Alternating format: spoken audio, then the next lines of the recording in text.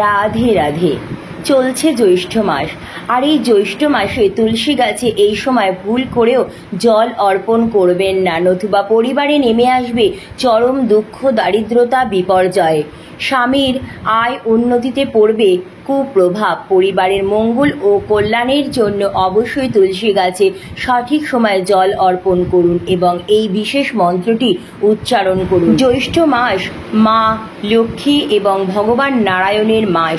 এই মাসটি বজরংবলীর মাসও আবার বলা হয়, সূর্য নারায়ণেরও মাস। বন্ধুরা, এই বিশেষ মাসটিতে প্রত্যেক দিন তুলসী গাছে জল অর্পণ করা উচিত। আমাদের প্রত্যেকের বাড়িতেই তুলসী গাছ রয়েছে। গৃহস্থ বাড়িতে তুলসী গাছ রাখা অত্যন্ত শুভ। তুলসী গাছ বাড়ির বাস্তুর জন্য খুব ভালো প্রভাব নিয়ে আসে। তুলসী গাছ দিয়ে যে বাতাস আমাদের বাড়িতে প্রবেশ করে সেটি শুদ্ধ ও পবিত্র হয়ে থাকে। বন্ধুরা, তুলসী গাছ তো সবার বাড়িতেই রাখেন, কিন্তু তুলসী গাছের পরিচর্যা সঠিকভাবে অনেকেই করেন না। এর ফলে দেখা যায় আজকাল অনেকের বাড়িতে বা ব্যালকনিতে তুলসী গাছ শুকিয়ে যায়। তুলসী গাছ বাড়িতে থাকলে অবশ্যই কিছু নিয়মবিধি পালন করা উচিত, নতুবা তুলসী গাছ বাড়িতে রাখার শুভ প্রভাব থেকে আমরা কিন্তু বঞ্চিত হব। গৃহস্থ বাড়িতে সাধারণত দুই প্রকারের তুলসী গাছ বিশেষভাবে দেখতে পাওয়া যায়। তার মধ্যে একটি হলো রাম তুলসী বা শ্বেত তুলসী, আরেকটি হচ্ছে শ্যাম তুলসী বা কৃষ্ণা তুলসী।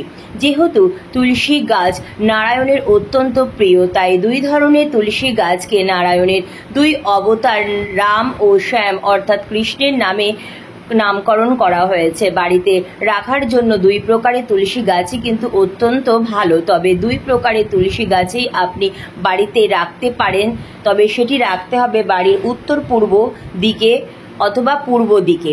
রাম তুলসী গাছের পাতায় সবুজ রঙের হয়। মনে করা হয় এই তুলসী শ্রী রামচন্দ্রের অত্যন্ত প্রিয়, সেই কারণেই একে রাম তুলসী বলা হয়। এই পাতার স্বাদ মিষ্টি হয়। বাড়িতে রাম তুলসী গাছ বসানো অত্যন্ত শুভ বলে মনে করা হয়।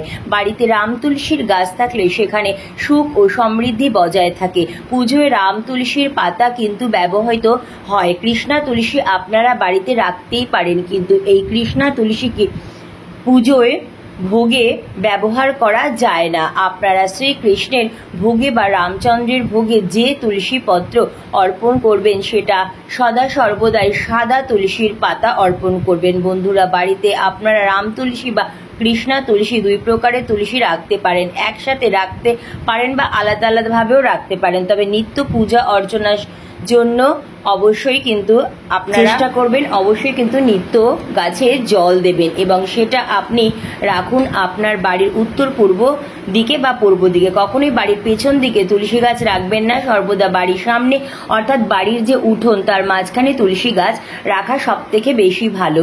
তুলসী গাছ এমন জায়গায় রাখতে হবে যাতে সেখানে পর্যাপ্ত পরিমাণে সূর্যের আলো এসে পৌঁছায়। এমন কোনো জায়গায় তুলসী গাছ আপনারা রাখবেন না যেখানে সূর্যের আলো পৌঁছাতে পারে না। তুলসী গাছ বাড়িতে থাকলে কয়েকটি বিষয় খুবই আপনাকে যত্নশীল হতে হবে। প্রথমত, প্রতিদিন তুলসী গাছে জল অর্পণ করতে হবে। কিছু বিশেষ বিশেষ দিনে বাদ দিয়ে, যেমন একাদশী, রবিবার, এইসব দিনগুলিতে বাদ দিয়ে প্রতিদিনই আপনাকে তুলসী গাছে জল অর্পণ করতে হবে। তুলসী গাছে জল অর্পণ করারও কিছু নিয়ম রয়েছে। তুলসী গাছ যখন আপনারা জল অর্পণ করবেন, তুলসী গাছের মাথায় জল অর্পণ করতে হয় সবার প্রথম, অর্থাৎ শিরে মাথায় অর্পণ করতে হয়। এবং তুলসী গাছে যখন আপনি জল অর্পণ করবেন তখন অবশ্যই স্নান সেরে শুদ্ধ বস্ত্রে তারপরে তুলসী গাছে জল অর্পণ করবেন। তুলসী গাছে প্রদীপ ও ধূপকাঠি সন্ধেবেলায় অবশ্যই দেখাবেন। যেমন আপনি নিত্যই সন্ধ্যা দেন, ঠিক সেই সময় তুলসী গাছেও আপনাকে সন্ধ্যা দিতে হবে। তুলসী গাছের গোড়াতেই অনেকে ধূপকাঠি রেখে দেন, কিন্তু তুলসী গাছের গোড়ায় ধূপকাঠি রাখাও কিন্তু একদম উচিত নয়। তুলসী গাছের যে টবে বা তুলসী মঞ্চ রয়েছে তার থেকে সামান্য একটু ধূপকাঠি বা প্রদীপ রাখতে হবে।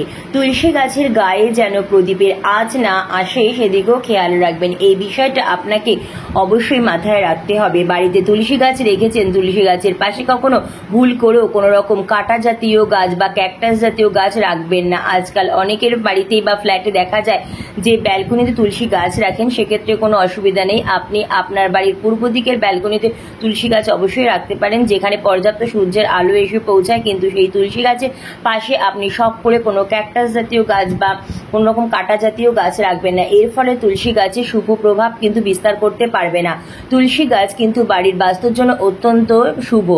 যে কোনো নেগেটিভ শক্তিকে বাড়িতে আসার পথে বাধা সৃষ্টি করে তুলসী গাছ। কিন্তু যদি আপনি তুলসী গাছের সাথে ক্যাকটাস জাতীয় গাছ বা রাখেন বা তুলসী গাছের পাশে রাখেন, তাহলে তুলসী গাছ তত ভালো কার্যকরী কিন্তু হবে না আপনার বাড়ির জন্য। তুলসী গাছের আশেপাশে সর্বদা পরিষ্কার পরিচ্ছন্ন রাখুন। তুলসী গাছের আশেপাশে যেন ছেঁড়া জুতো, চটি, ঝাঁটা বা ময়লা আবর্জনা, স্তূপ, ডাস্টবিনের বালতি একদম রাখবেন না, বা ভেজা জামা কাপড়ও কিন্তু একদম তুলসী গাছের সামনে শুকোতে দেবেন না। বাসি বস্ত্রে বা অপরিষ্কার বস্ত্রে কখনো কিন্তু তুলসী গাছ স্পর্শ করবেন না।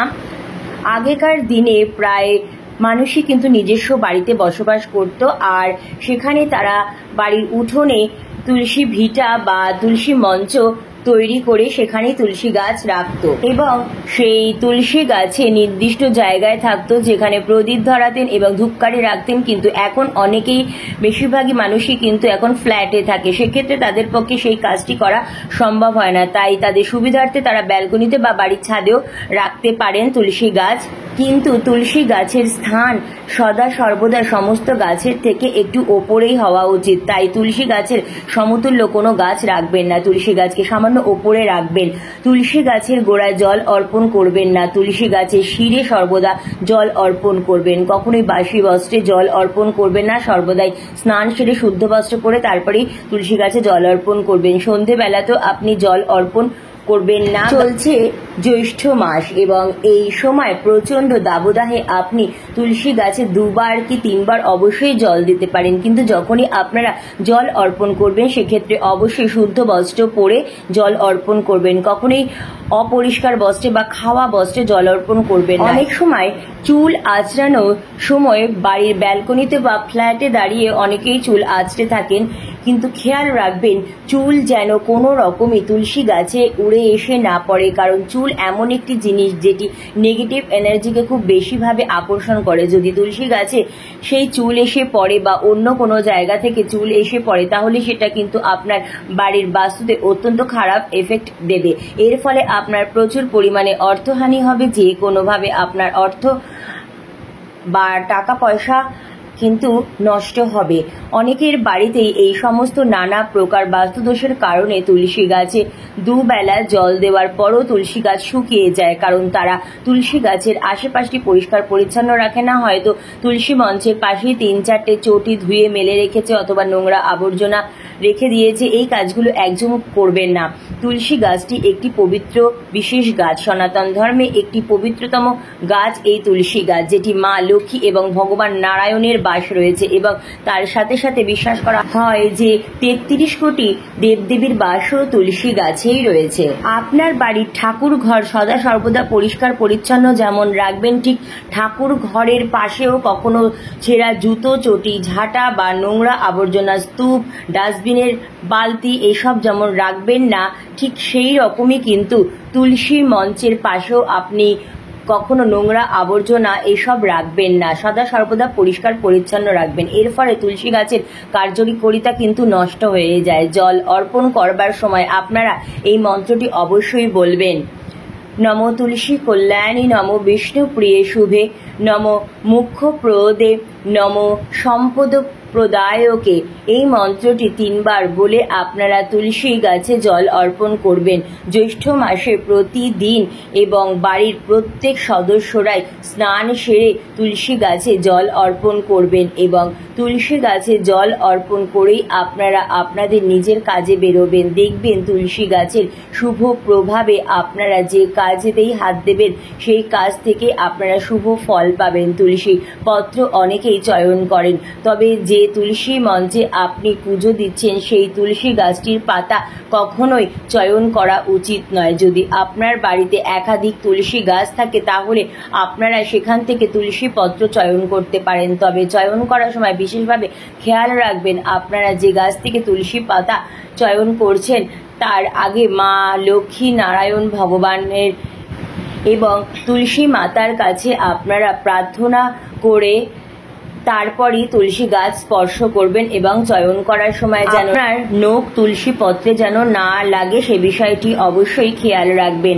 আলতো হাতে আপনি তুলসী পাতা চাপ দিয়ে চয়ন করবেন। তুলসী গাছে নিত্য পূজা অর্চনা করতে হবে এবং তুলসী গাছের আশেপাশ সদা সর্বদা পরিষ্কার পরিচ্ছন্ন রাখতে হবে। রবিবার একাদশী দিন বাদ দিয়ে জ্যৈষ্ঠ মাসে প্রতিদিনই আপনারা তুলসী গাছে জল অর্পণ করতে পারেন। তুলসী মাতার প্রণাম মন্ত্র: বৃন্দাওই তুলসী দৈবই প্রিয়াওই কেশবশোচ্চ বিষ্ণু ভক্তি প্রদে দেবী সত্য বৈত্যে নমো নমো। তো বন্ধুরা, আজকের মতো এইটুকুই। অনেক অনেক ধন্যবাদ ভিডিওটি দেখার জন্য। হরে কৃষ্ণ, রাধে রাধে।